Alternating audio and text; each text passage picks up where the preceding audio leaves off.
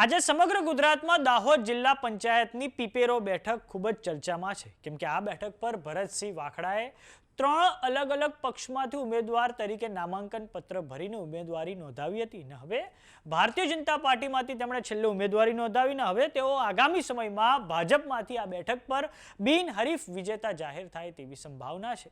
2022ની વિધાનસભાની ચૂંટણીઓ વખતે ભરતસિંહ વાખડાએ અમને આપેલા ઇન્ટરવ્યુમાં તેઓ કહેતા હતા કે ભાજપ માટે અહીં જીતવું ખૂબ મુશ્કેલ છે। એટલું જ નહીં, મંત્રી બચુ ખાબડ પર પણ તેમણે ભ્રષ્ટાચારના આરોપો લગાડેલા હતા અને હવે તેઓ પોતે જ ભાજપમાંથી બિનહરીફ વિજેતા જાહેર થાય તેવી સંભાવના છે।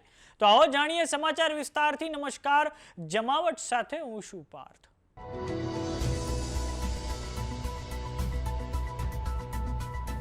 સમગ્ર ગુજરાતમાં હાલ જો કોઈ બેઠક સૌથી વધારે ચર્ચામાં હોય તો તે દાહોદ જિલ્લા પંચાયતની પીપેરો બેઠક ચર્ચામાં છે, કેમ કે આ બેઠક પર એક નેતા જેમનું નામ છે ભરતસિંહ વાખડા, તેમણે અલગ અલગ 3 રાજકીય પક્ષોમાંથી ઉમેદવારી પત્ર ભર્યું છે અને હવે તેઓ ભારતીય જનતા પાર્ટીમાંથી બિનહરીફ વિજેતા જાહેર થાય તેવી સંભાવના છે।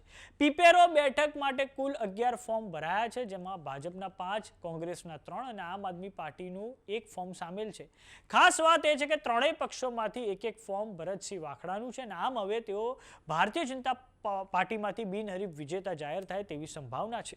વાત કરીએ ભરતસિંહ વાખડાની તો તેઓ 2022ની વિધાનસભાની ચૂંટણીઓમાં દેવગઢ બારૈયા બેઠક પરથી આમ આદમી પાર્ટીમાંથી ગુજરાત સરકારમાં મંત્રી બચુ ખાબડની સામે લડ્યા હતા। તે વખતે તેમણે ભારતીય જનતા પાર્ટીના ધારાસભ્ય બચુ ખાબડની સામે ભ્રષ્ટાચારના આરોપો લગાડ્યા હતા અને હવે એ જ ભાજપમાંથી જિલ્લા પંચાયતની પીપેરો બેઠક પરથી તેઓ બિનહરીફ વિજેતા બનવા જઈ રહ્યા છે।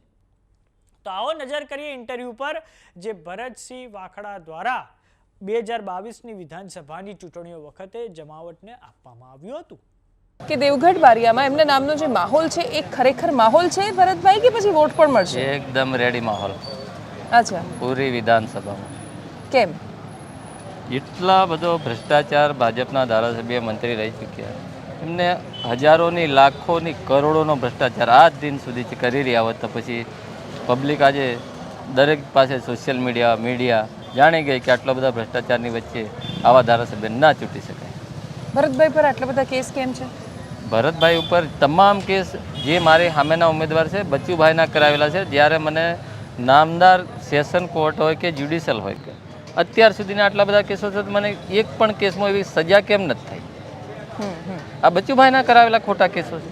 હું બીજી વાર એમની જેમ ભાજપના ઉમેદવારો છે ને એમની જેમ વાટકો લઈને હાથમાં મત માંગવા નહીં જાઉં, મને ઘેર બઠે મતો આવે ને એવું કામ કરીશ 5 વર્ષ। 2017માં હું કોંગ્રેસ પાર્ટીમાં ઇલેક્શન લડ્યો હતો। 2018 કે 19માં ચેક ડેમોનું મોટું કૌભાંડિયા હતું, લાખોની કરોડો રૂપિયાનું હતું।